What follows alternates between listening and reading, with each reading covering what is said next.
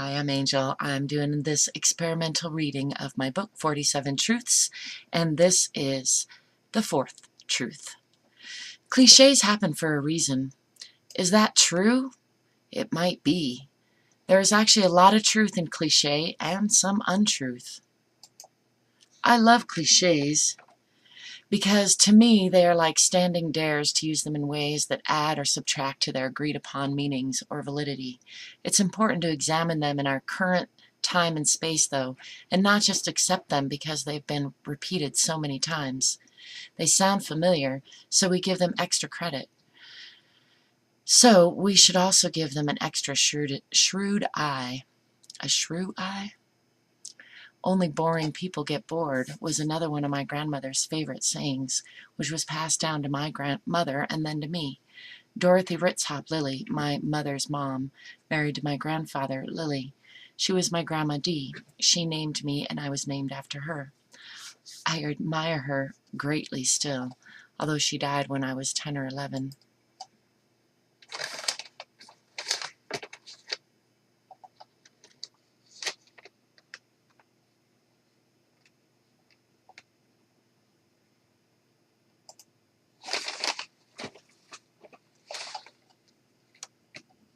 It's up to you to make yourself. I wrote a song about it, so you know it's true to me.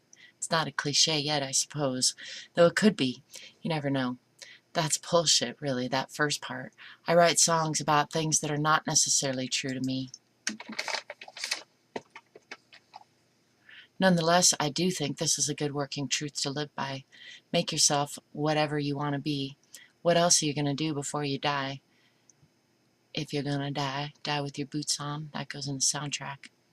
It's up to you to make your life interesting, to be and to keep becoming interesting and interested.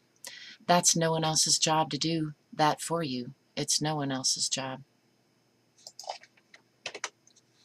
And again, I feel compelled to mention there is such a vast shit ton of stuff a person can do. It just isn't possible to be bored unless you're choosing not to do anything, which is actually fine and even can be healthy from time to time. Reference. Just save the drama for something more worthy of wine. Stop complaining about it. If you do decide to whine, get some cheese and crackers too and make an event of it, or a night of it. Get it out of your system and then move the fuck on. If you want to do nothing, embrace doing nothing. Savor the flavor of it. Sit and stare into space. Count dots on the ceiling. Imagine yourself in infinite space with wind you can only see but not feel or hear waving through your hair. Okay, so I have trained myself not to do nothing very often. Maybe I will practice that later. If you ever hear yourself saying those absurd words, "I'm bored," please stop.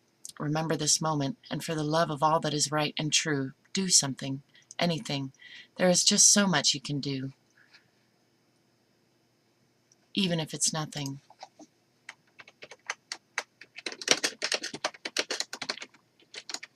Email me or call my office if you really get hard up. I have internships and volunteer programs. I'll put you to work or give you a list of really fun things you can do for play. Sponge activities. Look it up. Ever rolled down a grassy hill? Tried walking around the block with your eyes closed? Tossed and caught a rubber ball as many times as possible without dropping it while walking? Starting your count over when you drop it and seeing how you can beat your old best almost every single time? Record, that is. Blow your own mind? Kick rocks? You get the idea. Fucking do something or enjoy doing nothing. Don't waste the space in my mental ear holes with words that add up to you complaining about nothing to do. That is literally one of the most absurd things people say, like totes. Get out there and get some on ya. G.A. Lilly. Nobody is bored when he's trying to make something that is beautiful or to discover something that is true. William Inge. Two wrongs don't make a right. I like to give my Grandma D credit for this one too, though though truth be told, my mother used to say it to me fairly often, giving credit to her mother. I have also used it frequently, giving credit to either of them. So maybe my son will say that I said it, or that my mom said it. Maybe he will never say it.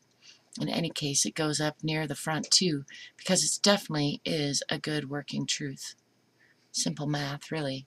Two negatives add up to more negative, just like two positives add up to more positive.